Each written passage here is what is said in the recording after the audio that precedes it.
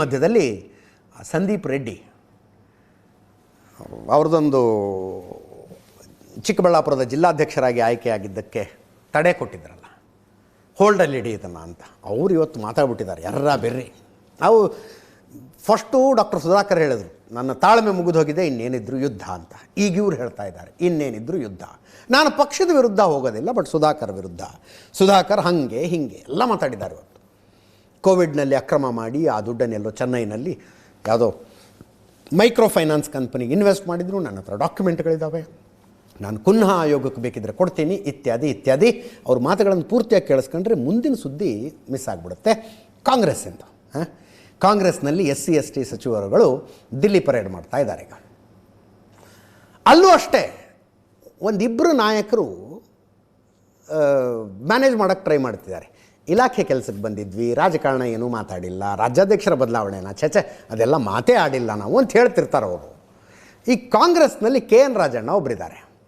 ಅವರು ಒಂಥರ ಸ್ವಲ್ಪ ಎತ್ತಾಡ್ರ ಥರನೇ ಮಾತು.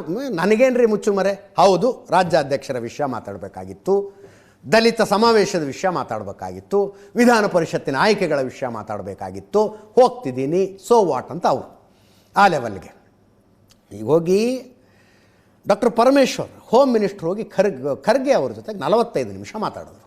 ನಮಗೆ ಮೊದಲು ಸುದ್ದಿ ಬಂದಿದ್ದು ದಲಿತ ಸಮಾವೇಶಕ್ಕೆ ಈಗ ಅವಕಾಶ ಕೊಡಬೇಕು ನೀವು ಅಂತ ಕೇಳಕ್ಕೆ ಹೋಗಿದ್ದಾರೆ ಅಂತ.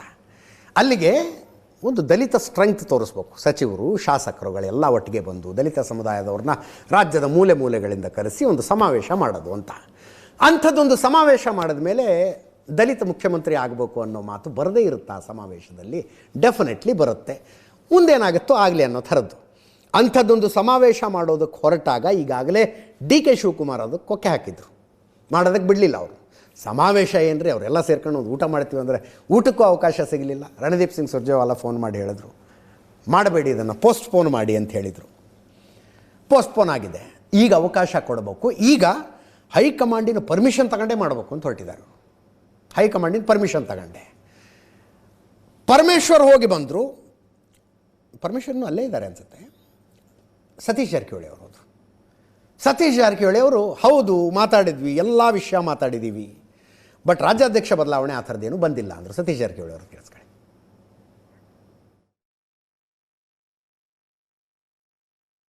ಮಲ್ಲಿಕಾರ್ಜುನ್ ಖರ್ಗೆ ಅವರು ವೇಣುಗೋಪಾಲ್ ಅವರನ್ನ ಭೇಟಿಯಾಗಿದ್ದಾರೆ.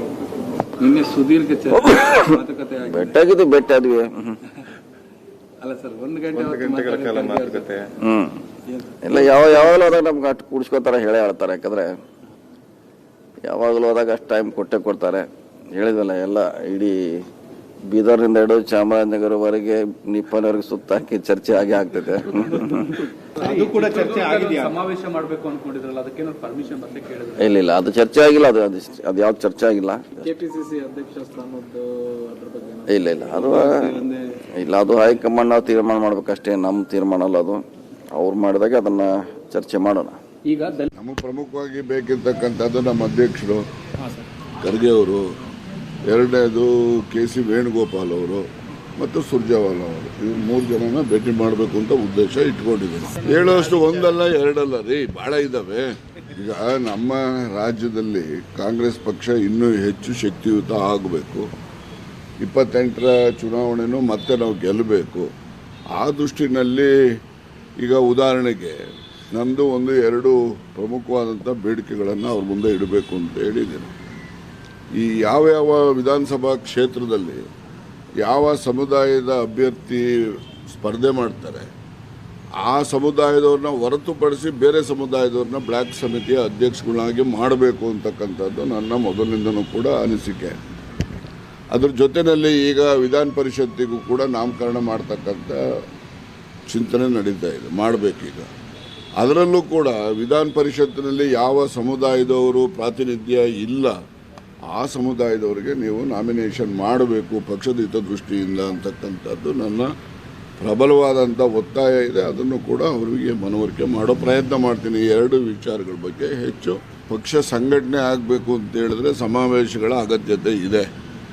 ಹೀಗಾಗಿ ಯಾವುದೇ ಸಮಾವೇಶಗಳನ್ನು SC-ದಿರಲಿ ST-ದಿರಲಿ ಅಹಿಂದ ಇರಲಿ ಮತ್ತೊಂದಿರಲಿ ಮಹಿಳಾ ಸಮಾವೇಶ ಇರಲಿ ಯಾವುದೇ ಸಮಾವೇಶಗಳು ಮಾಡಿದ್ರೂ ಕೂಡ ನಾವು ಪಕ್ಷದ ಆಶ್ರಯದಲ್ಲೇ ಮಾಡ್ತೇವೆ ಹೊರತು ಪಕ್ಷವನ್ನು ಹೆಚ್ಚು ಸಂಘಟನೆ ಮಾಡಲಿಕ್ಕೆ ನಾವು ಪೂರಕವಾದಂಥ ಕ್ರಮಗಳೇ ಹೊರತು ಪಕ್ಷ ಬಲಹೀನ ಮಾಡ್ತಕ್ಕಂಥದ್ದು ಗುಂಪುಗಾರಿಕೆಗೆ ಬೆಂಬಲ ಕೊಡ್ತಕ್ಕಂಥದ್ದಲ್ಲ. ನಮಗೆ ಪ್ರಮುಖವಾಗಿ ಬೇಕಿರ್ತಕ್ಕಂಥದ್ದು ನಮ್ಮ ಅಧ್ಯಕ್ಷರು ಖರ್ಗೆ ಅವರು, ಎರಡನೇದು ಇದನ್ನೆಲ್ಲ ಕೇಳಿದ ಮೇಲೆ ಉಳಿಯುವ ಕಟ್ಟ ಕಡೆಯ ಪ್ರಶ್ನೆ, ಸಮಾವೇಶ ಆಗತ್ತಾ? ನೋಡೋಣ. ಇದರೊಂದಿಗೆ ಇವತ್ತಿನ ನ್ಯೂಸ್ ಅವರ್ ಮುಗಿಸ್ತಾ ಇದ್ದೀನಿ. ನೇರ ದಿಟ್ಟ ನಿರಂತರ ಸುದ್ದಿಗಾಗಿ ನೋಡ್ತಾ ಇರಿ ಏಷ್ಯಾನೆಟ್ ಸುವರ್ಣ ನ್ಯೂಸ್.